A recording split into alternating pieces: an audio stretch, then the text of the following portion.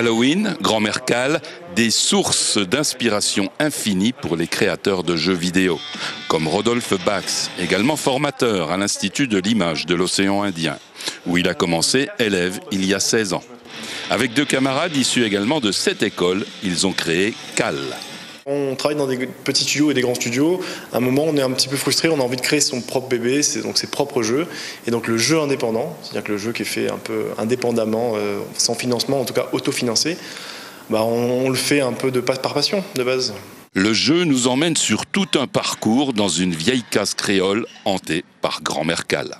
C'est un jeu d'horreur psychologique à la première personne. Donc l'objectif, c'est de rentrer dans ce jeu-là et de subir, on va dire, un petit peu les événements qui s'y passent. On est acteur, mais plutôt fragile dans cette histoire. L'originalité du jeu repose sur les énigmes à découvrir relatives à l'histoire de la Réunion et sur ses décors inspirés de l'architecture créole. On est sur un travail de recherche au niveau de la représentation aussi qui a été assez long, avec une base de données visuelles constituée, avec une visite à Villèle.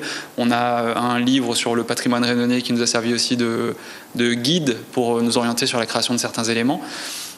Donc là, c'est par rapport à ce qu'on a choisi de faire, c'était plutôt ambitieux. Et là, c'est vrai que sur les quelques mois de production qu'on a eu, on a un résultat qui est super satisfaisant, mais qu'on a encore envie de pousser plus loin.